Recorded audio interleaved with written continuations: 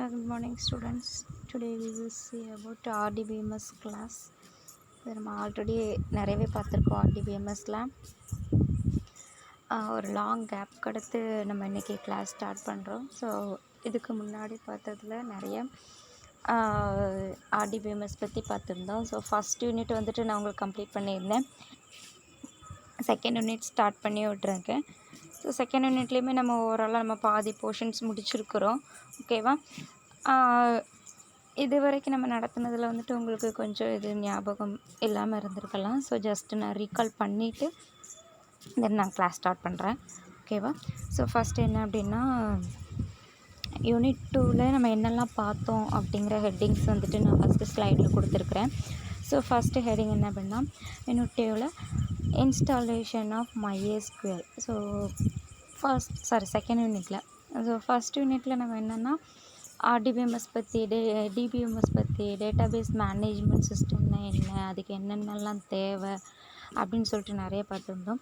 So next என்ன அப்படின்னா, next யூனிட்டில் MySQL நமக்கு தேவை. ஸோ DBMS அப்படின்னாலே 3 பிரான்ச்சாக இருக்கும். Oracle, MySQL சர்வர் அப்படின்னு சொல்லிட்டு நிறையவே நான் சொல்லியிருந்தேன்.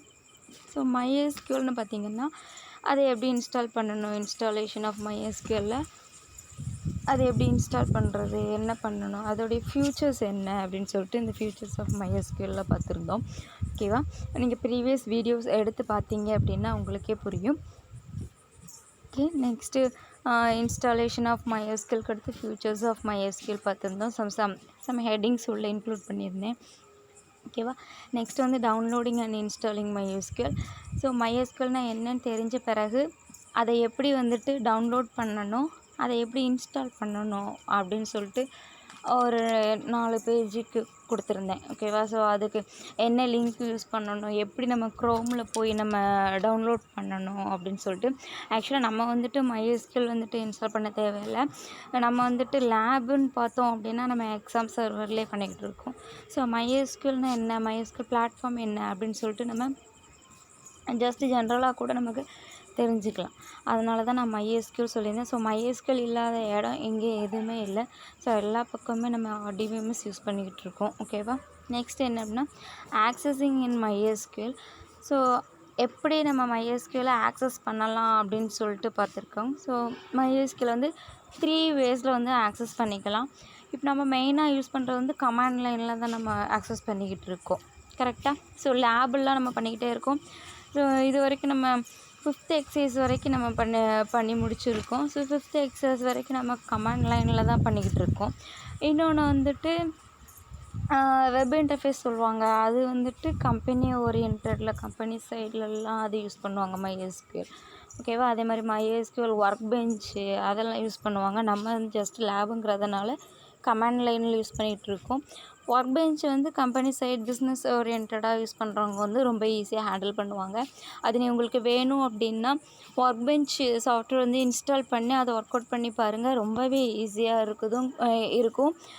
நார்மலாக உங்களுக்கு வந்து புதுசாக தெரியாது. ஏன் அப்படின்னா நம்ம ஆல்ரெடி எக்லிப்ஸ் வந்துட்டு நம்ம ஒர்க் அவுட் பண்ணி பார்த்தோம். ஞாபகம் இருக்கா? ஜாவாவில் வந்துட்டு நம்ம கமாண்ட் லைன்லேயும் போட்டு பார்த்துருக்கோம், அதர்வைஸ் எக்லிப்ஸ்லேயும் போட்டு பார்த்துருக்கோம். ஸோ அதே மாதிரி தான் MySQLும் இருக்கும். மேலே வந்துட்டு நீ கோடிங் ஜென்ரேட் பண்ண கீழே வந்துட்டு உனக்கு அதை ரன் பண்ணும்போது கீழேயே உங்களுக்கு அவுட்புட் பிரிண்ட் ஆகும். கமாண்ட் லைனில் போட்டிங்க அப்படின்னா கமாண்டில் நோட்பேடில் வந்துட்டு நீங்கள் டைப் பண்ணுவீங்க. அதுக்குரிய பாத்து கமாண்ட் லைனில் செட் பண்ணி அது வேறு ஒரு விண்டோவாக உனக்கு அவுட்புட் ஜென்ரேட் ஆகும். வேறு ஒரு விண்டோவில் அவுட்புட் ஜென்ரேட் ஆகும். இப்படி தான் நம்ம கமாண்ட்லேருந்து பண்ணிக்கிட்டு இருக்கோம். அதே இது எக்லிப்ஸ்லன்னு பார்த்தீங்க அப்படின்னா மேலே டைப் பண்ணுவீங்க, ரன் பண்ணும்போது கீழேயே உனக்கு வந்துட்டு அவுட்புட் ரன் ஆகும். கரெக்டாக? அதே மாதிரி தான் ஒர்க் பெஞ்சும். மேலே வந்துட்டு நீங்கள் டேட்டாபேஸ் வந்து இன்சர்ட் பண்ணிக்கிட்டே இருப்பீங்க. என்னென்ன டேட்டாபேஸ் கொடுக்குறீங்க, என்னென்ன டேபிள்ஸ் கொடுக்குறீங்க, இன்க்ளூட் பண்ணுறீங்க எல்லாமே வந்துட்டு நெக்ஸ்ட்டில் சைடில் என்னென்ன ஸ்கீமா யூஸ் பண்ணுறீங்க எல்லாமே ஸ்கீமான்னு சொல்லியிருக்கேன், டிஸ்கிரிப்ஷன் ஆஃப் டேட்டாபேஸ்ன்னு சொல்லிட்டு. ஸோ அது எல்லாமே சைட்லேயே உனக்கு பிரிண்ட் ஆகும். ஓகேவா? இது மாதிரி தான் ஒர்க் பெஞ்சுன்னு சொல்லி கொடுத்துருந்தேன்.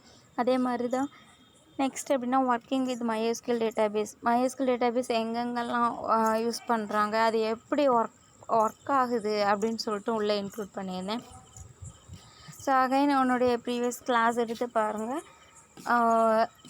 நோட்ஸும் நான் வந்துட்டு சென்ட் பண்ணுறேன் இந்த யூனிட் முடித்த உடனே. ஓகேவா? Next introduction to MySQL. MySQL operators அப்படின்னு கொடுத்துருந்தோம். ஸோ என்ன அப்படின்னா என்னென்ன ஆப்ரேட்டர்ஸ் யூஸ் பண்ணுறோம், என்னென்ன லாங்குவேஜஸ் யூஸ் பண்ணுறோம், அப்புறம் என்னென்ன ஃபங்க்ஷன்ஸ் யூஸ் பண்ணுறோம், இது எல்லாமே தான் நம்ம இந்த இன்ட்ரொடக்ஷன்ஸ்குள்ளே நம்ம பார்த்துருந்தோம். கரெக்டாக? ஸோ ஜஸ்ட்டு ரிமைண்ட் பண்ணி பாருங்கள், உங்களுக்கு ஞாபகம் வரும். ஓகேவா? நெக்ஸ்ட் வந்து பில்டின் ஃபங்க்ஷன்ஸும் பார்த்து வந்தோம். ஓகேவா? சிங்கிள் ரோ ஃபங்க்ஷன்ஸ், அக்ரிகேட் ஃபங்க்ஷன்ஸ்லாம் நிறைய பார்த்துருந்தோம். ஓகேவா? நெக்ஸ்ட் வந்துட்டு இன்றைக்கி நம்ம பார்க்க போகிறது வந்துட்டு ஃப்ளோ கண்ட்ரோல்னால் தெரியும், கண்ட்ரோல் ஸ்டேட்மெண்ட்டு. கண்ட்ரோல் ஸ்டேட்மெண்ட்னால என்னென்னு தெரியும், இஃப் எல்ஸ்ன்னு சொல்லுவீங்க. Then list while, do while, looping statement சொல்லுவீங்க, அப்படி தானே? ஸோ இது எல்லாமே கண்ட்ரோல் ஸ்டேட்மெண்ட்டுன்னு சொல்லுவோம். இது ஆல்ரெடி நல்லாவே நீங்கள் வந்து தெரிஞ்சு வச்சுருப்பீங்க. சி லாங்குவேஜஸ்லாம் படித்து தான் வந்திருப்பீங்க. ஓகேவா? இதில் வந்துட்டு 1-2 மட்டும் உங்களுக்கு தெரியாமல் இருக்கலாம். ஜஸ்ட் அந்த வேர்டு வந்துட்டு கொஞ்சம் புதுசாக இருக்கிற மாதிரி இருக்கலாம். ஓகேவா? ஸோ அதை தான் நம்ம இன்றைக்கி பார்க்க போகிறோம். Flow control statement. இதில் பார்த்திங்க அப்படின்னா இஃப் நல்லு, அடுத்து case, loop, leave, iterate, repeat, while, இவ்வளவும் ஃப்ளோ கண்ட்ரோல் ஸ்டேட்மெண்ட். ஓகேவா? ஃபஸ்ட் இஃப் ஃபங்க்ஷன் என்ன பண்ணுது அப்படின்னு சொல்லிட்டு நான் டெஃபினிஷன் கொடுத்துருக்குறேன். So if function test and expression and return one value if the expression is true and another value if the expression is false. That means ஒரு expression வந்து நம்ம கொடுத்துருக்குறோம் இஃப் ஸ்டேட்மெண்ட்டில். ஒன்று அந்த வேல்யூ வந்துட்டு இஃப் எக்ஸ்ப்ரெஷன் 1 வந்துட்டு ட்ரூவாக இருந்துச்சு அப்படின்னா அதை ரிட்டர்ன் பண்ணும். ஓகேவா? அதர்வைஸ் எக்ஸ்ப்ரெஷன் 2 வந்துட்டு நம்மளுக்கு ஃபங்க்ஷன் ஸ்டார்ட் பண்ணும். ஓகேவா? இதுதான் இஃப் ஃபங்க்ஷன் சொல்லுவாங்க. ஓகேவா? அதுக்குரிய சின்டாக்ஸ் கொடுத்துருக்குறேன், அதுக்குரிய கீழே மீனிங்ஸும் கொடுத்துருக்குறேன். ஒருவேளை எக்ஸ்ப்ரெஷன் 1 வந்துட்டு ட்ரூவாக இருந்துச்சு அப்படின்னா அதுக்குரிய அந்த ப்ராக்கெட்டில் வந்துட்டு மீனிங் கொடுத்துருக்கேன். எக்ஸ்ப்ரெஷன் 1 வந்துட்டு 0. ஓகேவா? இது வந்துட்டு இப்படி நல்லா இருந்துச்சு அப்படின்னா இஃப் எக்ஸ்ப்ரெஷன் 2 வந்துட்டு ரிட்டர்ன் பண்ணும். ஓகேவா?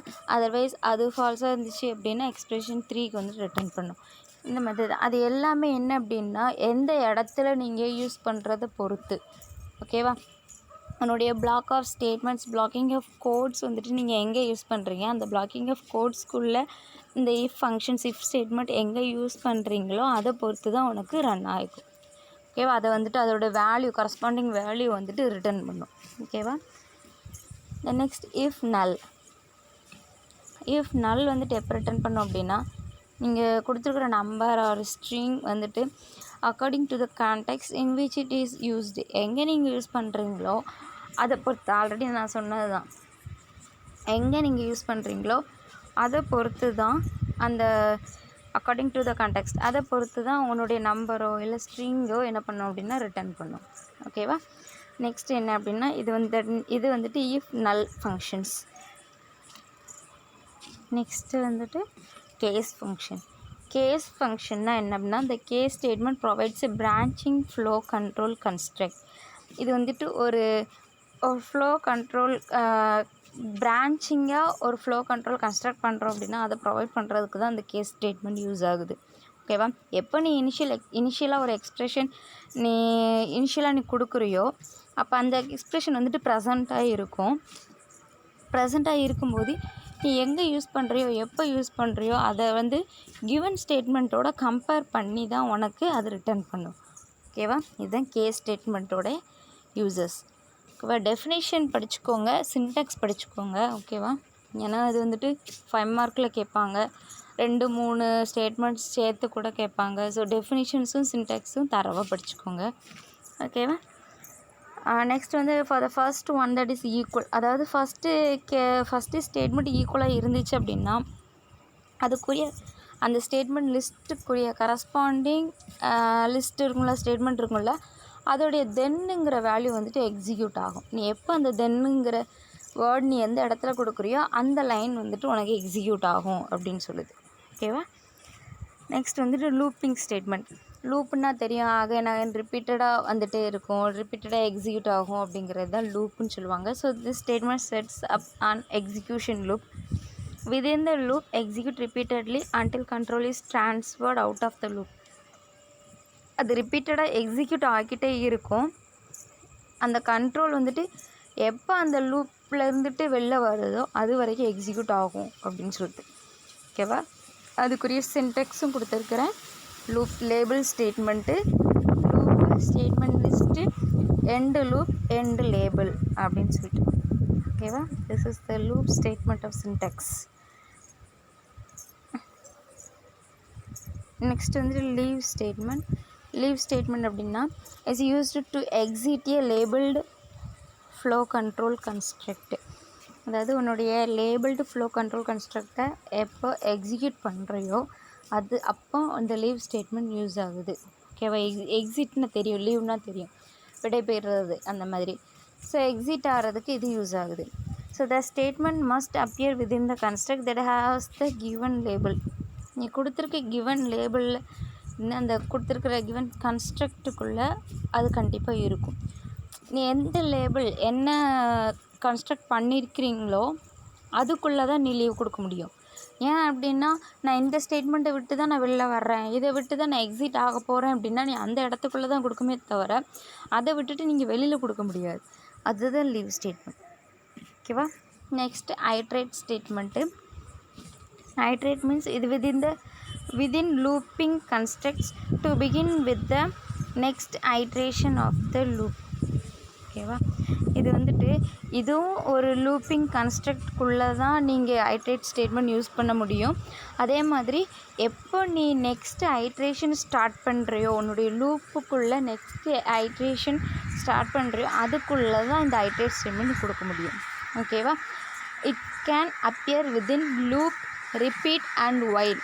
இது வந்துட்டு எங்கெல்லாம் இருக்க முடியும் அப்படின்னா லூப், ரிப்பீட், அடுத்து வந்துட்டு வைல். ஓகேவா? இதுக்குள்ளே தான் இந்த ஐட்ரேட் ஸ்டேட்மெண்ட்ஸ் வந்துட்டு கொடுக்க முடியும். இதோட சின்டாக்ஸ் கொடுத்துருக்குறேன் ஐட்ரேட் லேபிள்னு சொல்லிட்டு. ஐட்ரேட்னா என்ன அப்படின்னா ஸ்டார்ட் த லூப் அகெயின். அதாவது ஐட்ரேட்னா ஒரு லூப்புக்குள்ளேயே இன்னொன்று இருக்கிற மாதிரி. ஓகேவா? ஸோ அதுக்குள்ளே தான் மறுபடியும் அந்த லூப் ஸ்டேட்மெண்ட் வந்துட்டு எக்ஸிக்யூட் ஆகுது, மறுபடியும் இது ஸ்டார்ட் ஆகுது அப்படிங்கிறது தான் இது. ஓகேவா? நெக்ஸ்ட்டு பார்த்திங்க அப்படின்னா ஐட்ரேட்க்கு அடுத்து repeat statement. This statement sets up and execution loop. The statements within the loop execute repeatedly until the expression is true. இதுவும் அதே மாதிரி செட்ஸ் அப் எக்ஸிக்யூஷன் லூப் தான். இது வந்துட்டு அதே மாதிரி ரிப்பீட்டடாக எக்ஸிக்யூட் ஆகிக்கிட்டே இருக்கும் உன்னுடைய ஸ்டேட்மெண்ட்ஸ்குள்ளே. எப்போ உன்னுடைய எக்ஸ்பிரஷன் வந்துட்டு நீ கிவன் எக்ஸ்பிரஷன் எப்போ ட்ரூ ஆகுதோ அது வரைக்கும் ரிப்பீட்டட் ஆகிக்கிட்டே இருக்கும் அப்படிங்கிறது தான் ரிப்பீட் ஸ்டேட்மெண்ட். ரிப்பீட்டட்னா மீனிங் தெரியும். ஓகேவா? அதான் ரிப்பீட் ஆகிக்கிட்டே இருக்கும் அப்படிங்கிறது. அண்ட் ரிப்பீட் ஸ்டேட்மெண்ட் லிஸ்ட் கொடுத்துருக்காங்க. This works similar to the while loop except that the condition is specified at the end of the loop. As a result, a repeat loop always execute at least once. அதாவது வந்துட்டு repeat ஸ்டேட்மெண்ட்னா என்னென்னு சொல்லியிருக்கேன்ல, இது வந்துட்டு கிட்டத்தட்ட while மாதிரியே இருக்கும் அப்படிங்கிறாங்க. சரி, ஓகே. ரிப்பீட் ஒயில்னால் என்னென்னு பார்த்துட்டு அதுக்கடுத்து ஏன் சேமாக இருக்குன்னு சொல்கிறாங்கன்னு பார்க்கலாம். ஸோ ஒயில்னா என்ன அப்படின்னா இதுவும் ஒரு எக்ஸிக்யூஷன் லூப் தான்.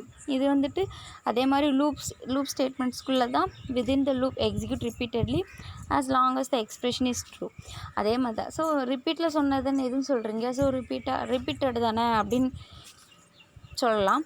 ஸோ இது ரெண்டுக்கு உள்ள டிஃப்ரென்ஸ் என்ன அப்படின்னா அகைன் அந்த ஸ்லைடு ரெண்டுக்குள்ள டிஃப்ரென்ஸ் வந்துட்டு என்ன அப்படின்னா அந்த வைல் ஸ்டேட்மெண்ட்டில் வந்துட்டு within the loop execute repeatedly அப்படின்னா இது வந்துட்டு எக்ஸ்பிரஷன் ட்ரூ ஆகிற வரைக்கும் அந்த லூப்பிங் வந்துட்டு எக்ஸிக்யூட் ஆகிக்கிட்டே இருக்கும். ஓகேவா? அது ரிப்பீட் அப்படின்னா அந்த லூப்புக்குள்ளே அட்லீஸ்ட் ஒரு தடவையாவது, அதாவது எண்ட் ஆஃப் த லூப், அந்த லூப் எப்போ முடியுதோ அந்த எண்ட் ஆஃப் த லூப்புக்குள்ளே ஒரு தடவையாவது எக்ஸிக்யூட் ஆயிரும் அப்படிங்கிறது. ஓகேவா? இதுதான் வைல் ஸ்டேட்மெண்ட். அதுக்குரிய சின்டாக்ஸும் கொடுத்துருக்கேன். ஓகே, இது வரைக்கும் நம்ம பார்த்தது வந்துட்டு யூனிட் 2. இதோட யூனிட் 2 வந்துட்டு கம்ப்ளீட் ஆகுது. ஓகேவா? இதோட யூனிட் 2 கம்ப்ளீட் பண்ணியாச்சு. நெக்ஸ்ட்டு வந்துட்டு யூனிட் 3 நெக்ஸ்ட்டு கிளாஸ் ஸ்டார்ட் பண்ணணும். ஸோ யூனிட் 2க்குரிய நோட்ஸும் நான் கூடிய சீக்கிரம் நான் சென்ட் பண்ணுறேன். ஓகேவா? இன்னைக்குரிய கிளாஸை கொஞ்சம் கோத்ரூ பண்ணுங்கள். சின்ன டாபிக் தான், ஃப்ளோ கண்ட்ரோல் ஸ்டேட்மெண்ட் தான். ஆல்ரெடி உங்களுக்கு நிறையவே தெரியும். ஸோ ஜஸ்ட்டு அதை வந்துட்டு ரீகால் பண்ணிக்கோங்க. என்ன இருக்குது, சின்டாக்ஸ் என்ன இருக்குது, டெஃபினேஷன் என்ன இருக்குன்ட்டு கரெக்டாக படித்து எழுதுங்க. தென் நெக்ஸ்ட் வந்துட்டு இதுக்குரிய ப்ரோக்ராம் வந்துட்டு நான் லைவ் கிளாஸில் வந்துட்டு உங்களுக்கு அந்த நோட்ஸில் வந்து நான் காட்டுறேன். ஓகேவா? அவ்வளோதாம்மா. எங்கே புரியலையோ அதை வந்துட்டு நீங்கள் கேட்கலாம், டவுட் கேட்கலாம். ஓகேவா? Thank you students.